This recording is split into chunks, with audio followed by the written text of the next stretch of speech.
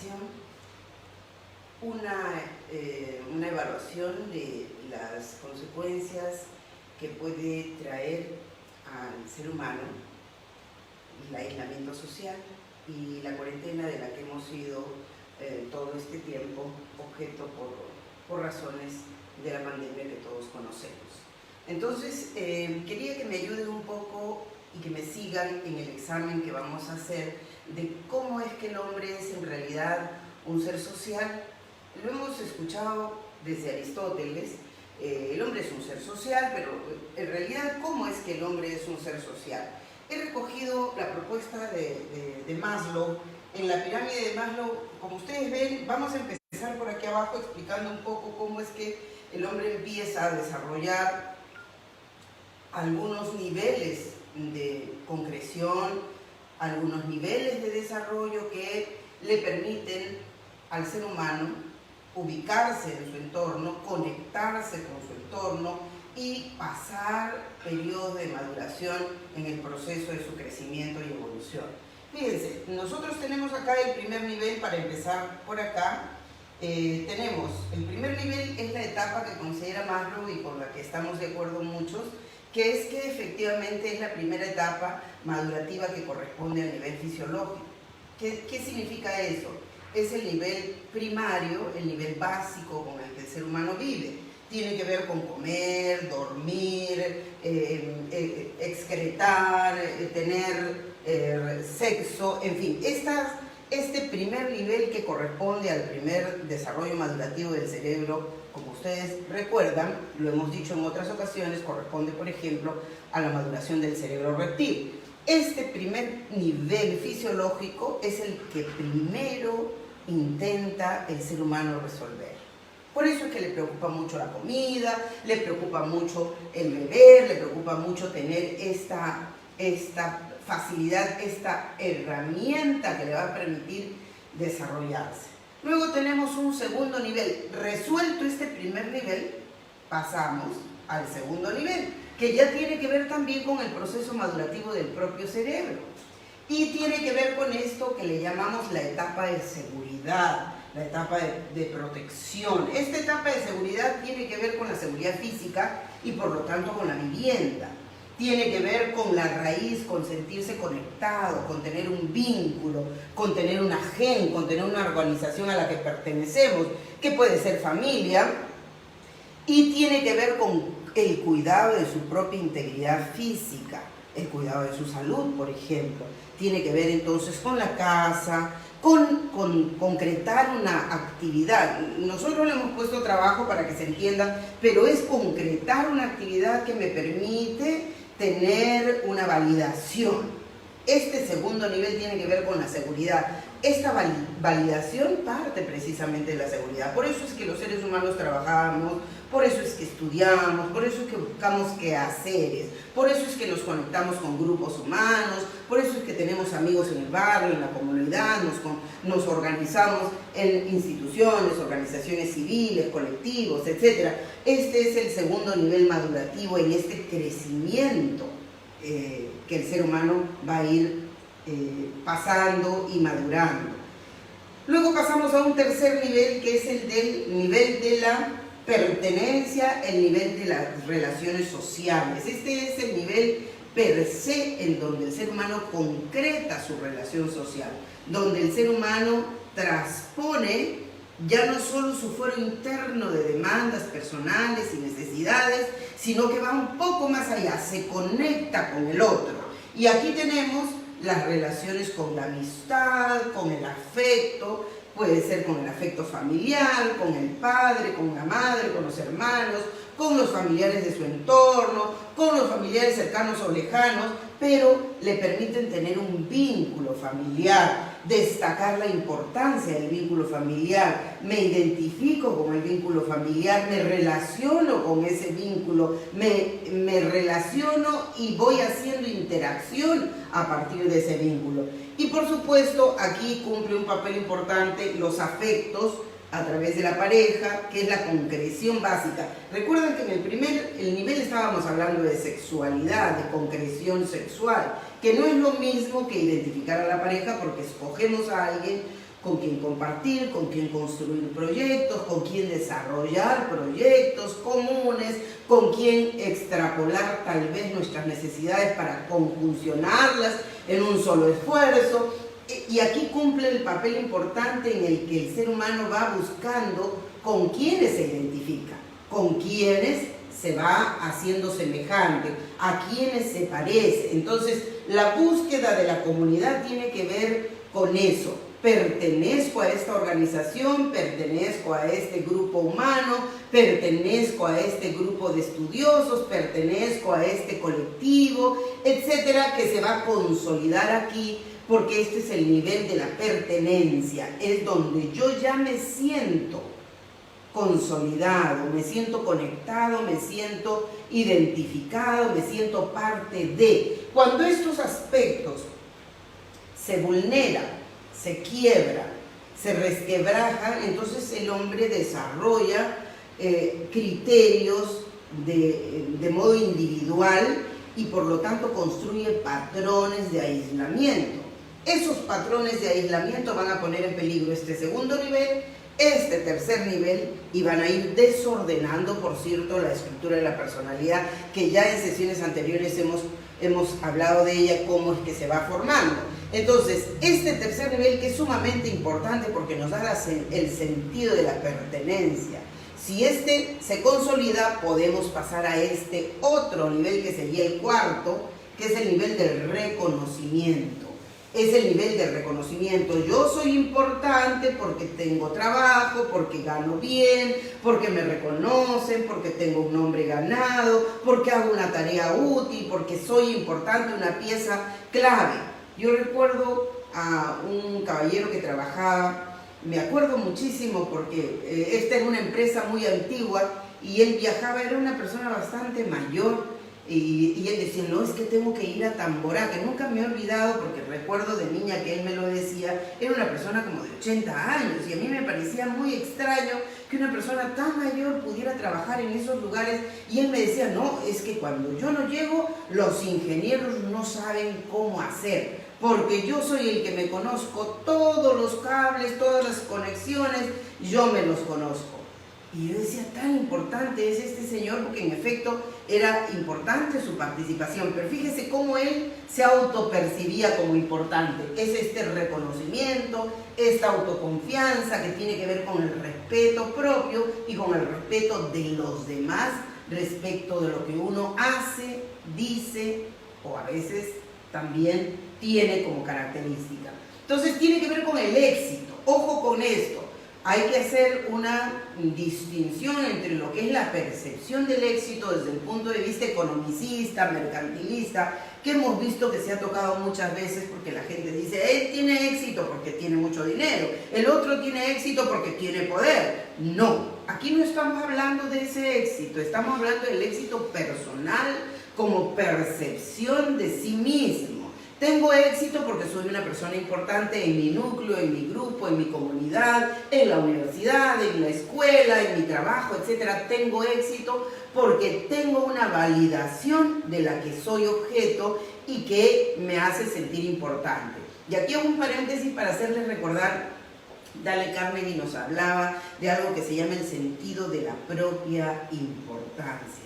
Fíjense cuán importante es que uno tenga clarísimo el sentido de la propia importancia. Luego de este nivel, Maslow nos habla ya de un nivel de autorrealización, de un nivel superior, de un nivel de consolidación final donde la personalidad se encuentra en buen estado. Autorrealización quiere decir que soy capaz de crear, soy capaz de desarrollar un comportamiento moralmente aceptable, soy capaz de adaptarme a circunstancias complicadas y difíciles, soy capaz de proponer soluciones y soy capaz entonces de haberme consolidado como ese ser humano que no es posible, como ustedes pueden notar, en ninguno de estos niveles está establecida la posibilidad de que el hombre no viva sin otros seres.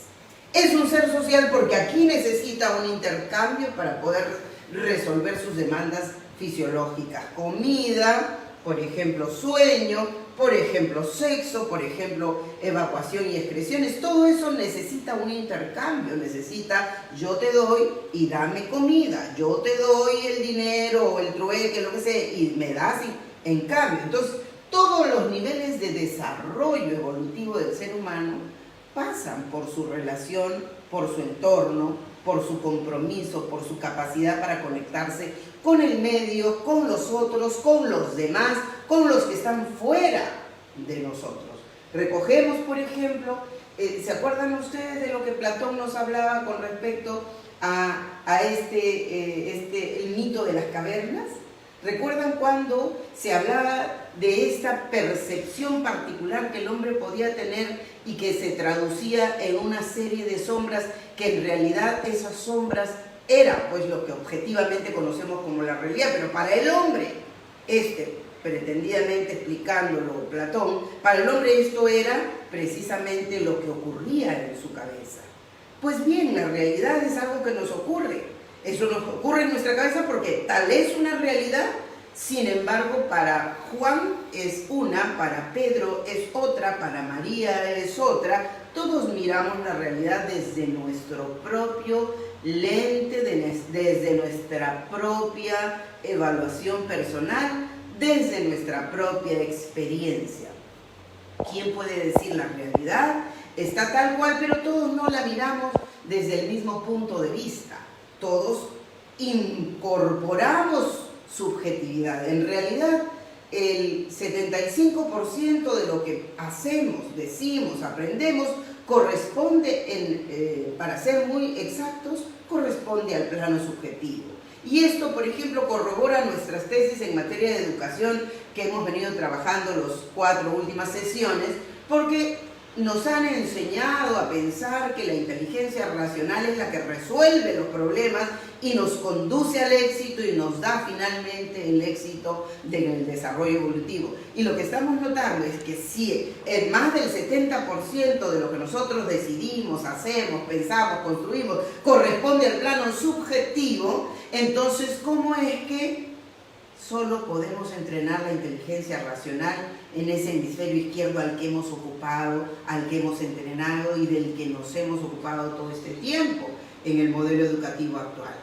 Por eso es que decimos que hemos abandonado el hemisferio derecho, que es el responsable, que como ustedes pueden notar, aquí en la cúspide del desarrollo está la creación, está la discriminación moral, está la capacidad para adaptarse, está la capacidad para resolver, está la capacidad para autorrealizarse.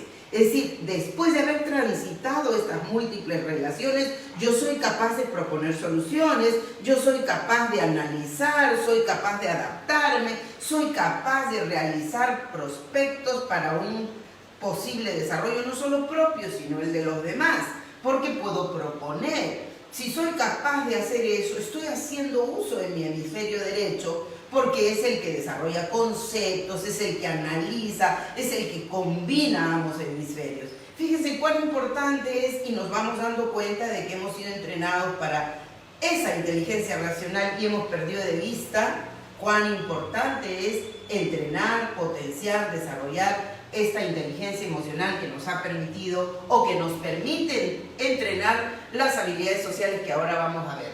Entonces decimos que el hombre es capaz de resolver una serie de aspectos en los que está absolutamente relacionado con su entorno. Es posible de subsistir porque tiene un entorno al que tiene que gobernar, con el que tiene que interactuar para subsistir. Se comunica, usa un vehículo a través del lenguaje, del idioma, la palabra para comunicarse. Gestos, en fin, les permiten comunicarse en cualquier contexto. Puede convivir, puede establecer aceptación de reglas. Ya, yo hago esto, tú haces esto. Esto permite al ser humano convivir. Tú cuando convives tienes que aceptar las reglas de convivencia. Es decir, hasta aquí es lo que yo quiero y hasta aquí es lo que tú quieres. No es que yo tengo que hacer.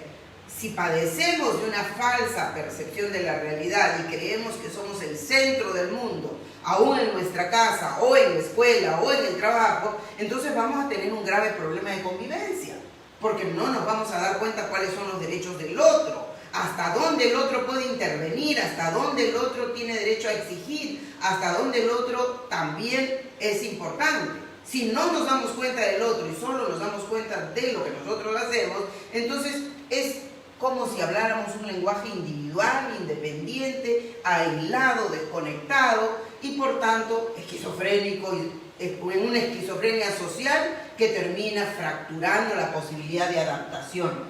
Entonces sí es posible compartir. Compartir significa yo tengo esto y lo comparto contigo porque creo que de este modo manejamos un entorno saludable. No, yo tengo esto para mí nomás, no me importa si tú lo necesitas, si lo quieres, si te parece importante, no me importa. No, compartir significa yo te puedo dar porque sé que también es útil para ti. Entonces, compartir es una característica social que el ser humano tiene. Por eso podemos compartir comida con el que no la tiene, podemos compartir actividades recreacionales con alguien, podemos compartir juegos, podemos compartir una serie de actividades que son propios de esta interconexión social que el ser humano necesita en ese proceso adaptativo que su cerebro demanda como una necesidad de orden social en este proceso de crecimiento. El afecto es un singular aspecto. Las personas no hacemos solo porque nos vamos a recibir por compensación algún beneficio, algún interés. Aquel que lo hace, entonces estamos hablando ya de patologías, pero las personas pueden dar lo mejor de sí porque tienen capacidad para sentir, para experimentar afectos. Yo te doy, yo te ayudo, yo te acompaño, porque hay de por medio el afecto. No es que me tienes que comprar la ayuda, la contribución, o me tienes que garantizar alguna compensación a cambio. Si me haces esto, entonces yo te hago esto. Me haces aquello, me das aquello, entonces yo te comparto esto. Porque eso ya no estarías regido por este plano afectivo que es para el hombre una cosa importante cuando hay un equilibrio emocional, cuando hay un equilibrio en el desarrollo de nuestro cerebro y de nuestro comportamiento. Los lazos son importantes. Cuando las personas se sienten cortadas, se sienten desconectadas, no tienen papá, no tienen mamá, no tienen familia, entonces buscan conectarse. ¿Cómo buscan?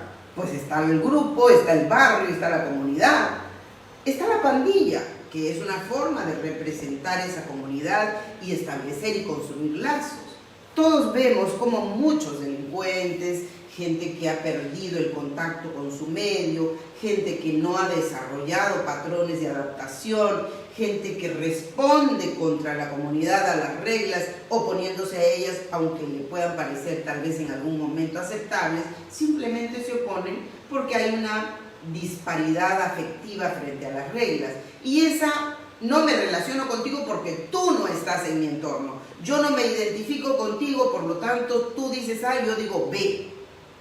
¿Cuántas personas conocemos que esperan que la norma sea A para ellos decir Z? Entonces, aquí este lazo comunitario, singular, importante, que permite esta identificación es lo que va a garantizarle al hombre una interconexión con su medio. Igual esto le da, por tanto, seguridad.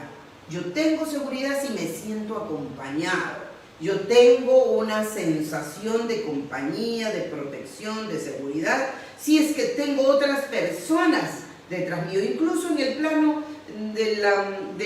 plano digital hemos observado cómo es que la gente desesperada publica cosas, fotos y cosas para buscar que alguien le dé pues el like, o alguien le comente, alguien le diga una que otra cosa, porque eso le da seguridad. Todos me han visto, todos me han escuchado, todos me han hablado, todos me han observado. Entonces esto me da una sensación de seguridad.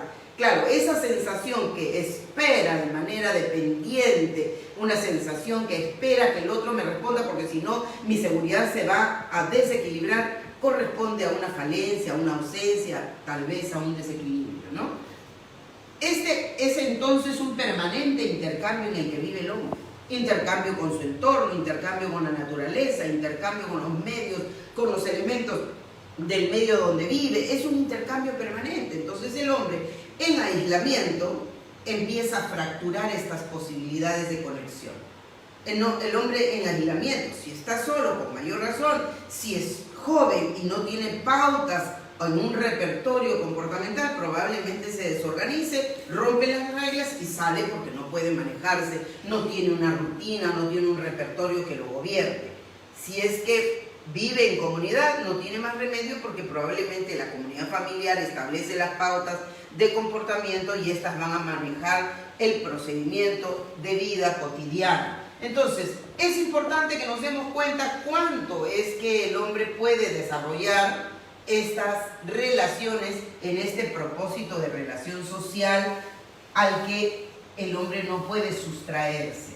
Entonces, si esto es cierto, fíjense cuán importante es que nos demos cuenta que tenemos tres aspectos centrales del que me voy a ocupar ahora, porque vamos a hablar de esto como principios de la inteligencia social. Una es la inhibición. La inteligencia social que muchas veces no hemos entrenado, ciertamente no la hemos entrenado porque tiene que ver con ese hemisferio derecho que la escuela peruana por lo menos ha abandonado. Y esta es la capacidad de inhibición. ¿Esto qué quiere decir? Yo respondo, tengo un repertorio de respuesta frente a una situación que yo recibo como amenaza. Entonces, si yo me doy cuenta, si recuerdo, traigo a mi memoria una situación del pasado que yo creo que es amenazante, respondo de acuerdo con esa. Tal vez la circunstancia particular, presente, no es la misma, porque ha pasado pues 10 años, 15 años, qué sé yo, no es la misma circunstancia, pero como lo recuerdo y mi hipocampo probablemente lo haya guardado emocionalmente, mi amígdala cerebral responde de una manera tal que solamente va a permitir el recuerdo de la amenaza. Entonces se inhibe, acá hay un acto de inhibición cada vez que ese recuerdo amenazante ocurre. Pone en peligro una de las razones para que la inteligencia social se ponga en evidencia. Luego tenemos, por consiguiente, otro elemento que va a ocurrir en este proceso de construir la inteligencia social. Que este es un segundo principio para que ocurra, para que exista, para que se entrene, para que se madure. Esa inteligencia social se llama activación. Esta activación corresponde a haber construido una referencia de patrones, un repertorio de patrones comportamentales que me permiten responder. ¿A través de qué? De la aceptación, del apoyo y del afecto. Si yo puedo construir ese repertorio de patrones, ese conjunto de respuestas que me permiten traducir a partir de ahí que estoy aceptando, que estoy listo para apoyar y ayudar, que estoy lista para entrenarme en una relación de afectos, entonces digo, hay un principio de inteligencia social al que se llama activación, que estoy respondiendo con activación. Estos son ingredientes o principios de esa inteligencia social. Muchas veces no ocurre este repertorio porque hay una inteligencia precaria.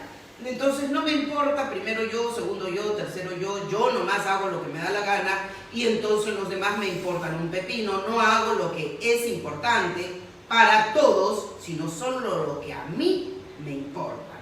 Y esto es obviamente una respuesta. En este plano de la activación encontramos entonces una ausencia de respuesta en esto que conocemos como principio de la inteligencia social.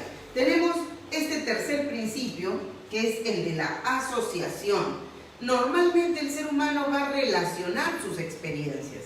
Ha pasado, tiene 20 años, o 25 años, o 30, o 40. Las experiencias que han vivido las ha guardado en un almacén sensorial y ese almacén sensorial le va a decir cuán importantes son las emociones que ha guardado junto con esas experiencias. Entonces, al recordar esas experiencias, probablemente después de haberlas recordado y en un momento distinto de su vida, no solo las recuerda, las retoma y establece a partir de ahí una relación de aprendizaje, entonces decimos, está asociando. Si esta persona, por ejemplo, ha estado casada 2 o 3 veces y ha sufrido varias infidelidades, es posible que su cuarto matrimonio o su tercer matrimonio tenga episodios de paranoia respecto a si su pareja le engaña o no le engaña. Y probablemente sus reacciones emocionales estén relacionadas con esa sensación personal que está vinculada a la experiencia del pasado. Entonces, este principio de la inteligencia social se puede fracturar en esta relación de asociación que ocurre con ella. Igual como ocurría, recuerdan ustedes, en este principio de inhibición, me aíslo, me inhibo, no me relaciono, busco desesperadamente la aceptación del otro, que me quieran, que me acepten, porque me inhibo en ser yo. ¿Por qué me inhibo en ser yo? Porque quiero evitar esta sensación de la amenaza que en mi recuerdo, que en el hipocampo hemos guardado seguramente durante parte importante de nuestra vida. Entonces, estos principios son cosas que tenemos que considerar como aspectos centrales de la relación social que el ser humano tiene que desarrollar para conservar salud mental y para conservar equilibrio. Ahora bien, vamos a retirar esto no para que ustedes lo recuerden, esto lo ponemos por arriba, pero nos dejamos el espacio ahí y vamos a recordar cómo es que el ser humano tiene que respetar los procesos de su cerebro para que el cerebro responda como esperamos. Fíjense, voy a presentarles lo importante que es esta sustancia, se llama acetilcolina. A ver, la acetilcolina tiene una función importante relacionada con las funciones superiores de la corteza cerebral. Si recordamos, la corteza cerebral es justamente la responsable de las funciones relacionadas con discernir, criticar, diferenciar, comprender, analizar, atender y tener conocimiento. Esto que es sumamente importante desarrollar, que es sumamente importante y que tiene que ver, recuerdan, tiene que ver con esta participación importante del hemisferio derecho. Por eso es que insistíamos en que no solo se entrena el hemisferio izquierdo, porque es importante que el ser humano esté capacitado para analizar, para discernir, para decir alto, para decir hasta acá nomás, eso no lo acepto. Me proponen una coima, soy funcionario del Estado, me proponen una coima que me enturbia, me anula la crítica y digo, bueno, con ese dinero yo nunca más volvería a trabajar, lo tomo hoy y mañana me desaparezco. Esa capacidad para tomar esa decisión, ese minuto, ese segundo para tomar esa decisión, tiene que ver con esto, con la capacidad para discernir, con la capacidad de influencia que tiene la acetilcolina que trabaja sobre la corteza cerebral. ¿Por qué? Porque esta sustancia permite que nuestra corteza cerebral esté, y la corteza prefrontal, es muy importante el lóbulo frontal aquí porque hace su trabajo respecto de la amígdala cerebral. ¿Recuerdan ustedes? Habíamos hablado en anteriores oportunidades de la amígdala cerebral. La amígdala cerebral, cuando no tiene el freno de la corteza prefrontal, simplemente se desborda y hace lo que su rudimentario esfuerzo dopamínico le ordena. Quiero comer esto, no me importa, sé que me hace daño, pero quiero comer y me lo como. Quiero ver eso. No sé si recuerdan un experimento que se hizo con unos niños a los que le dijeron, en este experimento, le dijeron, mira, te doy este marshmallow, pero si tú puedes esperar y no te lo comes hasta en 2 horas, entonces te devuelvo y te doy 2 más. Y se lo pusieron a niños pequeños. Entonces, algunos resistieron y dijeron, bueno, me conviene esperarme porque me van a dar el doble. Pues los más pequeños, porque son precisamente más primarios, están en este nivel, están gobernados por lo tanto por su cerebro reptil, ¿recuerdan? Entonces no pensaron en eso y consumieron lo que estaba a su alcance. Es exactamente como hacen quienes dicen, ay, no me importa, ya sé que está mal, pero yo quiero salir. Ya sé que estamos en cuarentena, pero yo quiero salir porque ya me cansé. Y entonces actúan bajo el dominio de su cerebro reptil y están escasamente gobernados todavía en este primer nivel. No han llegado acá, no han pasado todavía este proceso de crecimiento, de evolución, de consolidación y de maduración de la personalidad, de este desarrollo evolutivo que el ser humano de todas maneras va a tener que atravesar. Entonces significa que la acetilcolina cumple un papel importante para la corteza cerebral porque hace su trabajo en la producción endógena. ¿sí? Lucho Jiménez dice buenas tardes. Buenas tardes, Luchito. Gracias por acompañarnos. Bienvenido. Celina Cáceres dice buenas tardes, doctora Victoria. Buenas tardes. Saludos para la calurosa Ica, Celina. Muchas gracias por estar acompañándonos. Amelia Larcón, buenas tardes, amigos. Muy buenas tardes, Amelia. Qué bueno que estemos juntas. Santiago A. Genovart dice buenas noches. Muy buenas noches, Santiago. Bienvenido. Aquí estamos compartiendo algunas ideas. Francisca Larios también dice buenas tardes, doctora. Buenas tardes, Francisca, bienvenida. Inés Martínez también, buenas tardes, doctora. ¿Cómo está, ingeniera? Bienvenida, muchas gracias por acompañarnos.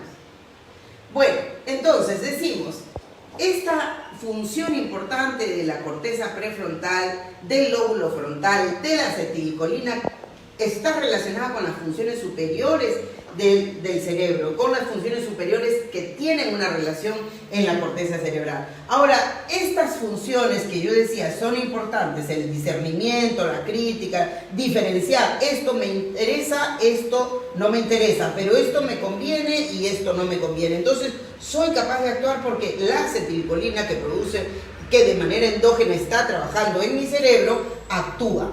Y aquí he preferido subrayar un aspecto importante que tiene que ver con el aislamiento social, con la cuarentena de la que estamos viviendo ahora.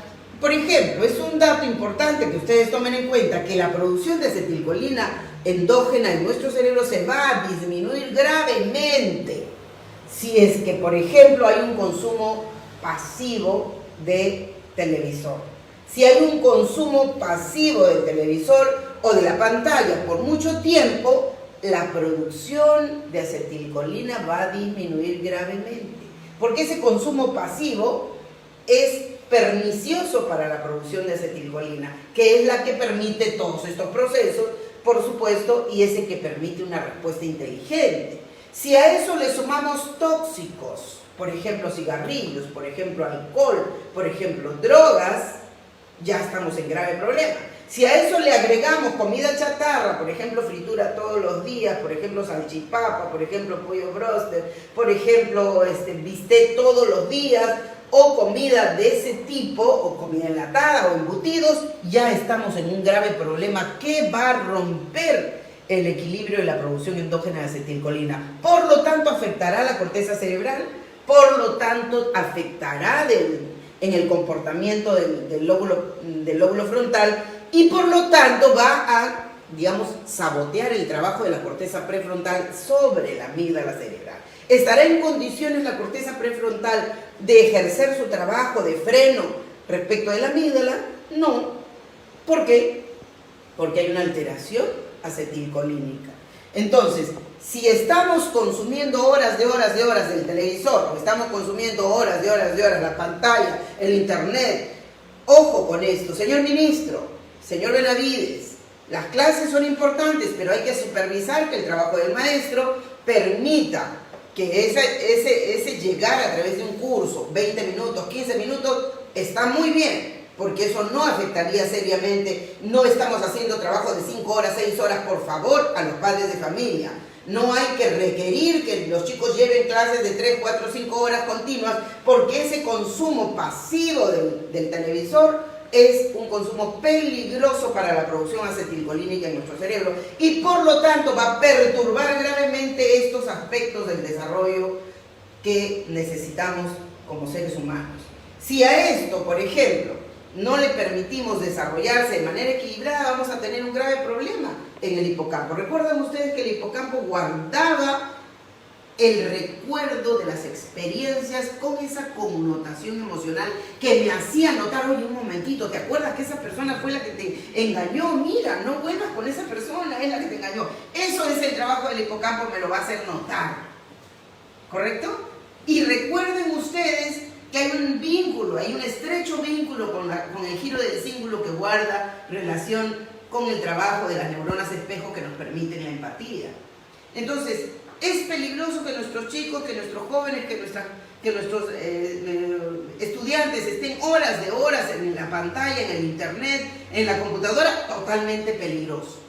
Si hay, señor Benavides, señor ministro, si usted no supervisa los colegios particulares que están haciendo horas de horas trabajo, por ejemplo, los colegios de tipo preuniversitario, hay que tener mucho cuidado. Tengo información, por ejemplo, que en algunos colegios, particularmente me voy a referir a uno, que espero que se pueda desarrollar algún tipo de supervisión, me voy a referir a PAMER, porque tengo algunas personas relacionadas con esta organización. Tiene alta exigencia en tareas, tiene alta exigencia en transcripciones y en tiempos. Hay que supervisar que estos tiempos de cuarentena no permitan indicadores de alta exigencia para nuestros chicos, porque va a afectar gravemente no solo la conducta, no solo las emociones, más atrás, la producción endógena de ciertos neurotransmisores que afectarán gravemente el comportamiento cerebral y por lo tanto el comportamiento del ser humano. Fíjense cuán importante es, solamente nos estamos ocupando de la acetilcolina en este caso, pero miren ustedes qué se tiene que producir, qué tenemos que cuidar, qué tenemos que agradecerle a la acetilcolina para el ser humano y para el cerebro. 3 aspectos centrales. La acetilcolina tiene relación con la capacidad para crear. Ojo, ¿se acuerdan? Capacidad para crear. ¿Qué hemisferio trabajaba la capacidad para crear? El hemisferio derecho, de la que no nos hemos ocupado, del que no nos hemos ocupado en el modelo educativo que tenemos. No nos hemos ocupado del hemisferio derecho. Por eso es que es difícil que las personas... Claro, el ser humano tiene esa posibilidad, tiene esa capacidad cerebral, esa capacidad para crear. Ojalá pudiera tener una escuela que sea cómplice en ese proceso de creación, que coadyuve con el proceso de creatividad, que facilite el proceso de creatividad, que entrene el cerebro para producir acetilcolinas y esta creación entonces se produzca con suma facilidad y no sea un disparo. Por eso es que los padres de familia, ojo, los padres de familia que me están escuchando, no persigan a sus hijos para que estudien ingeniería, matemáticas, derecho, etc. Dejen que sus hijos escojan la carrera que tal vez se sientan más cómodos. Dejen que estudien, por ejemplo, arte, música, literatura, qué sé yo. A usted le puede parecer terrible, pero si las personas se desarrollan en este aspecto creativo, vamos a dejar que el cerebro trabaje de manera ordenada y de manera equilibrada y de manera saludable. ¿Qué trabaja también? ¿Qué fortalece? ¿A dónde se conduce? ¿Qué nos colabora la acetilcolina en el cerebro? La memoria. La memoria es un factor importante. Recuerden ustedes que, por ejemplo, la acetilcolina contribuye en el hipocampo porque construye fajas de la memoria de corto plazo y las lleva con facilidad a la memoria de largo plazo. Ese trabajo del hipocampo, que es sumamente importante, se trabaja entonces enfocado en la memoria. La memoria es valiosa, la memoria es importante, la memoria ayuda, pero no puede reemplazar en modo alguno la memoria mecánica a este proceso de inteligencia, a este proceso de creación, que son tareas en donde, por ejemplo, el proceso inteligente ya sabemos que existe la inteligencia racional y también la inteligencia emocional de la que no nos hemos ocupado, ¿cierto? Cuando ambas inteligencias trabajan construyendo pensamientos fuertes, podemos notar la presencia de la creatividad, podemos notar la presencia de la inteligencia y podemos construir entonces una memoria fuerte, una memoria saludable. Esto permite que el cerebro humano entonces sea poderoso y resuelva su problema. Si nosotros nos damos cuenta y la persona puede discernir, sabe si tiene que obedecer o no una regla. Si la persona puede criticar, pero no al punto de destruir, porque puede tener esa capacidad para diferenciar. Y esto es importante que nos demos cuenta que en el aislamiento social las personas van a tener, disminuida la producción interna porque muchos hogares se han visto obligados a hacer teletrabajo varias horas y además horas de trabajo con los niños en la escuela. Entonces ya tenemos una exposición pasiva del televisor que ha bombardeado probablemente la producción interna de acetilcolina. ¿Qué tenemos que hacer, queridos amigos, para que este grave problema que está ocurriendo por el aislamiento social no tenga secuelas? Porque de hecho la producción menor de acetilcolina en el cerebro, la producción menor de oxitocina en el cerebro, la producción menor de endorfinas en el cerebro nos va a generar dificultad de que se puedan representar en nuestras conductas capacidad para estar bien, para estar tranquilos, para estar felices. Y entonces estamos crispados, todo nos parece mal, estamos listos para morderle la mano a cualquiera y eso va a generar dificultades serias en el comportamiento humano después. Entonces, ¿qué tenemos que hacer? Darnos cuenta de que nuestro cerebro está siendo afectado si nos pasamos horas frente al computador, frente al internet.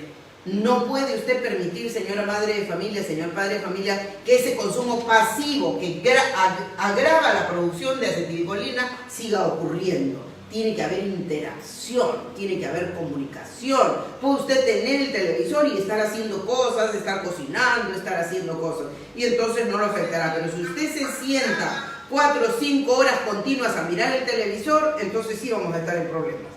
¿Correcto?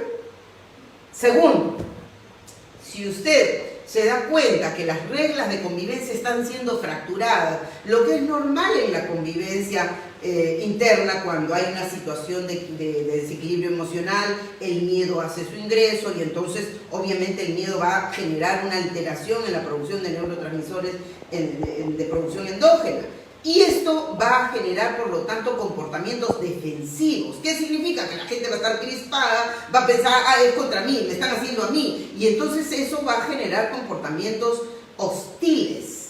Hostiles, que significa que tenemos que darnos cuenta que no siempre lo que decimos se trata de agravar o lesionar a la otra persona. No podemos responder como si nos estuvieran atacando. Cuando respondemos agresivamente por algo que nos dijeron, no nos hemos dado cuenta de la connotación, del contexto, de la situación, no nos hemos dado cuenta. Y si no nos damos cuenta de la situación, del contexto, y actuamos simplemente por lo que sentimos, estamos actuando, recuerden ustedes, con la experiencia emocional del pasado. ¿Recuerdan? La experiencia emocional del pasado porque nos sentimos amenazados. Si el pasado probablemente regresa a través de nuestro recuerdo emocional, entonces nos sentimos amenazados y actuamos en concordancia. Luego nos damos cuenta así, creo que me dijiste, no me dijiste eso, pero yo lo pensé. No piense. Ya sabe que esto va a ocurrir a menudo mientras estamos en este proceso de cuarentena y que va a tener secuelas todavía para que el cerebro se acostumbre, se acomode a las nuevas rutinas. Por eso es importante, señora madre de familia, que conserve usted rutinas. Que las rutinas tienen que conservarse, es decir, que se levante usted a una hora determinada que haya programado. Obviamente no es necesario que se levante a las 6 de la mañana, pero organícese, si usted tiene teletrabajo, si tiene niños en la escuela, organice sus tiempos para que la rutina se cumpla. No solo las suyas, organice la de sus hijos. Yo sé que no le gusta, pero igual tiene que pelearse con ellos para que existan rutinas. A los chicos no les gustan las rutinas. Como no voy al colegio, me duermo hasta las 9 de la mañana, me duermo hasta las 10, hasta las 11. Los jóvenes que no van a la universidad y que hacen las clases desde la universidad quieren dormir hasta el mediodía. Pues no, tiene que cumplirse una rutina. Es cierto que no se va a levantar como antes. Bueno, hay un poco de flexibilidad, pero no puede usted permitir que se duerma hasta el mediodía porque eso acaba el proceso y consume inadecuadamente los neurotransmisores, agravando el repertorio de conductas y por lo tanto las respuestas emocionales serán su resultante. Conserve las rutinas, sí. Lucho Jiménez dice, ¿qué se puede hacer cuando nos sentimos muy estresados? Ahí voy. Entonces, 1, conservar las rutinas es importante. 3, ya les había dicho, lo primero es darnos cuenta que no podemos hacer consumo pasivo de la pantalla. Lo segundo es que tenemos que conservar rutinas, las rutinas de convivencia, desayuno, almuerzo, comida, espacios recreacionales que podemos compartir. Conserve las rutinas, ¿correcto? 3, cuando estamos sintiendo que el estrés nos va ganando, que ya la rutina se fue al tacho, que ya lo que nosotros habíamos acordado no sirve para nada, tome decisiones. Tome decisiones. Decisiones que pudieran permitir que, por ejemplo, si usted tiene 3 niños y los 3 ya no se pueden entender y andan peleando todos los días, y porque quieren mirar el televisor uno, y porque el otro también quiere mirar otro programa, y porque uno se copió la tarea y porque el otro no hizo la tarea y la pelea es continua y usted no puede gobernarlos porque usted está haciendo su teletrabajo, ¿qué tiene que hacer? Pues un momento deje el teletrabajo y establezca patrones de obligación para cada uno.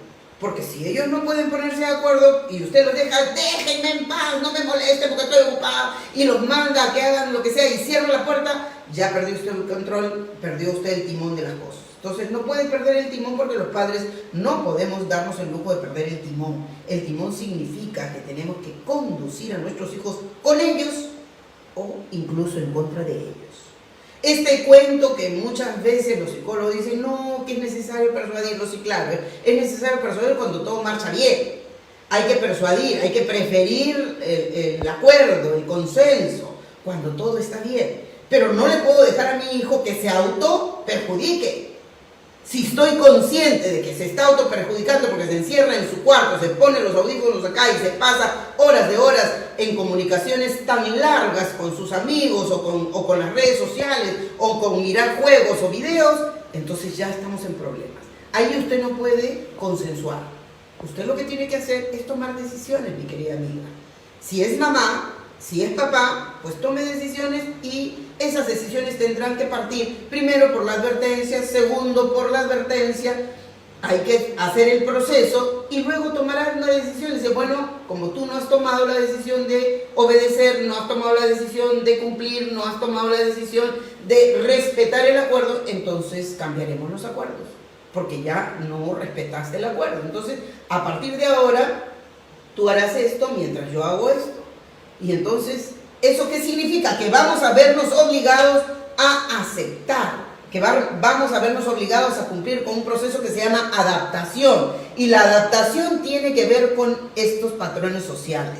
Si yo pierdo mi seguridad cuando no hay ese ingrediente de la familia que me conecta, que es mi raíz, entonces pierdo mi seguridad. Si yo no respeto a la familia con la que comparto, a la comunidad, a la pareja con la que comparto, entonces mi relación de pertenencia probablemente se va a poner en debilidad. Entonces tengo que reconocer que la adaptación es parte de ese proceso, sí. Pablo Rafael Arroyo Hola. dice, ahora mucha gente, producto del confinamiento, quedó con pánico. ¿Qué se puede hacer para dejar el miedo al salir a la calle Muy bien, tras muy bien. el levantamiento de la cuarentena? Muy buena pregunta. Fíjense, esto es una de las secuelas. No solamente va a afectar la acetilcolina, que es la producción para trabajar bien, para tener éxito, para desarrollar las actividades con memoria, en fin, también se van a afectar otros neurotransmisores, obviamente, y van a dejar una secuela. Esta posibilidad, por ejemplo, de desarrollar una conducta paranoica, no sé qué va a pasar, me van a infectar, ya no sé, no me cuidé hoy día, no me puse la mascarilla, no toqué, pero toqué al vecino y llego a la casa con la idea de que ya estoy infectada, que ya me voy a morir. Va a ocurrir con buena parte de la población que no ha respetado ciertos patrones de requerimiento de cuidado de la salud cerebral en cuarentena, pero obviamente va a ocurrir mucho con principalmente los jóvenes, va a ocurrir mucho con las mujeres que tienen disponibilidad para el comportamiento, este comportamiento de ideas reiterativas, de estas personalidades compulsivas, obsesivas, que se van a poner en la idea de que repetir. Entonces sí tenemos que tener tranquilidad para eso. ¿Cómo tenemos que tranquilizarnos para evitar que estos neurotransmisores se afecten y nos hagan la vida cuadritos? ¿Qué tenemos que hacer? Primero, ya sabe usted que tiene que tomar decisiones, que tiene que respetar las rutinas, que tiene que hacer actividad física. Ay, no, yo no quiero hacer mi rutina de ejercicio, ya me canso, me aburro, qué sé yo. Bueno, entonces trapee, pasee, limpie, ordene su casa, de tal modo que haga actividad física en su casa. Si usted hace actividad física en su casa, ya esa actividad física la está poniendo en actividad, hágala con un poquito más de energía y entonces, por favor, reduzca el consumo de energéticos. Reduzca el consumo energético porque esto van a multiplicar la adrenalina en el cerebro y van a afectar la producción de oxitocina y de acetilcolina y de endorfinas que necesitamos. Conservar el pH alcalino es importante. Consuma cítricos, consuma frutas, consuma verduras. Por favor, no consuma comida chatarra. Ya le dije, si a esto le sumamos tóxicos y chatarra, ya tenemos problemas. No tóxicos, no alcohol, no cigarrillos, no drogas. No comida chatarra, no embutidos en cantidades, por favor, no bistec todos los días, no coman carnes rojas por estos tiempos, no colabora con la producción saludable de acetilcolina, no colabora con esa reducción equilibrada que tiene que haber de la adrenalina. Cuando el cerebro está súper adrenalinizado, aumenta el cortisol y nos hace sentir que nos están persiguiendo, que es contra nosotros, que nos van a atacar. El cortisol aumentado exacerba el comportamiento, este comportamiento paranoico que después nos va a perseguir. Hay que reducir la producción de cortisol. ¿Cómo? Cuidando lo que entra por nuestros ojos. No mire matanza, no mire películas de terror, no mire, por favor, porque todo lo que entra por los órganos de los sentidos, ojo, oído, nariz, boca, tacto, cuide todo el ambiente, tenga la casa ordenada, limpia. Todo lo que entra ordenado, conservar el orden aquí. Todo lo que entra desordenado, habrá desorden aquí. Todo lo que entra por los órganos de los sentidos convierte a la neuroquímica en nuestro cerebro en enemigo o en aliado. Si usted ve películas de terror, no se queje de tener miedo. Si usted ve, por ejemplo, películas o videos o música estridente que le rompe el equilibrio, entonces no se queje de tener estas respuestas emocionales discordantes. Consuma saludable, ojo, oído, nariz, boca, tacto, todo lo que entra tiene que ser saludable. Coma alcalinos, verduras, frutas, cítricos, ahora más que nunca. Y entonces estará usted cuidando su cerebro, cuidando. Las relaciones sociales protegen el cerebro.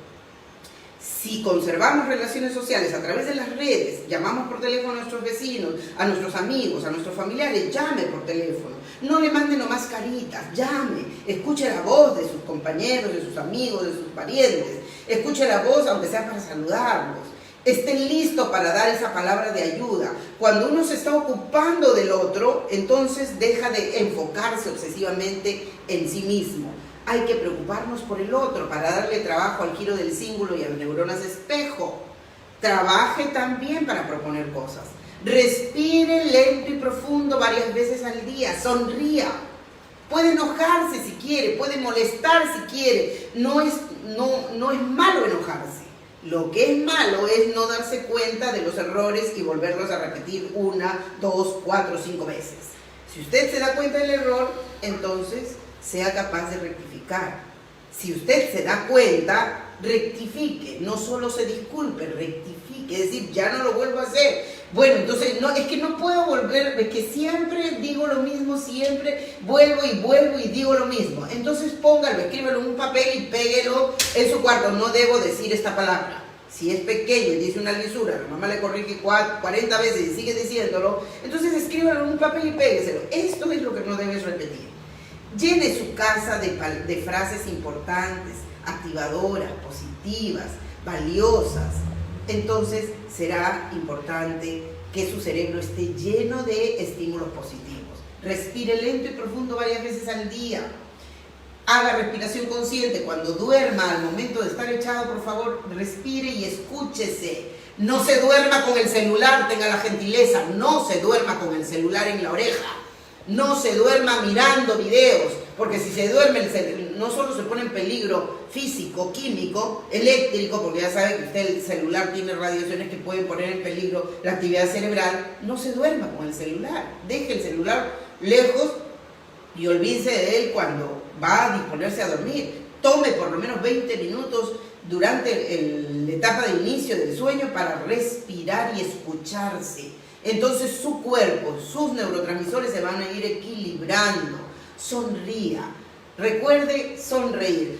Y eso es importante, recuerde usted, nosotros tenemos todos los nudillos. El pulgar tiene 2 coyunturas y los demás dedos 3. Pues haga sus ejercicios tocándose las coyunturas 5 veces cada coyuntura. Recuerde, está en uno de los neurotips. 1, 2, 3, 4, 5. 1, 2, 3, 4, 5. Y así cada coyuntura de los dedos, mientras está viendo la televisión, estará usted dándole un pequeño masaje a su sistema nervioso, es muy importante. Si puede, por favor, camine descalzo. Póngase 2, 3 medias ahora que ya está un poco más arreciando el friecito y camine descalzo. Eso le va a ayudar mucho porque es un pequeño masaje para el sistema nervioso. Todos los terminales nerviosas que están en los piecitos van a agradecérselo porque será como un pequeño masajito. Camine descalzo, disfrute de caminar descalzo, por supuesto, pero bien protegido con las medias le servirá de ayuda. Fíjense todas las cosas que tenemos que conocer. Defiéndase del aislamiento si no tenemos más remedio que padecerlo. Tal vez se levante el confinamiento y tengamos que salir, pero no olvide que la cuarentena inteligente también va a colaborar con que la enfermedad no se mantenga y no se reproduzca y no suframos entonces de una reversión en este proceso infeccioso que estamos padeciendo todos los peruanos. Y última convocatoria, mi último llamado para terminar al ministro Zamora. Es importante tomar decisiones, ministro. Es importante tomar decisiones para hacer que la población, que la política de salud en el Perú, esta política para el manejo sanitario de la enfermedad, nos sirva para salvar vidas. Si es necesario que usted rectifique el protocolo, hágalo. Si es necesario que se dispongan autopsias a los últimos muertos por COVID-19, dispóngalo. Si es necesario enfrentar a la política que viene de fuera, a las disposiciones que vienen de la Organización Mundial de la Salud diciendo lo que tenemos que hacer, hágalo. Pero por Dios santo, defienda la salud de los peruanos que estamos enfrentando esta pandemia de manera crítica y vemos que los muertos no acaban. Vemos que las muertes no cesan. Entonces, hay que tomar decisiones, señor presidente. Tome decisiones.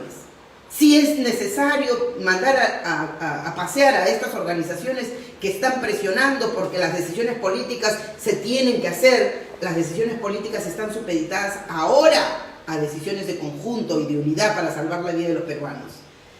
Desde aquí mi convocatoria a los médicos de buena fe, a los infectólogos, a los neumólogos, a los expertos, mi convocatoria para hacer esa unidad, para sumar fuerzas. Los respiradores tal vez no sean los que salven la vida, tal vez es una decisión política la que se necesita en el Perú para salvar más vidas. Tal vez se necesita que se distribuyan medicinas gratuitas para los sectores menos favorecidos.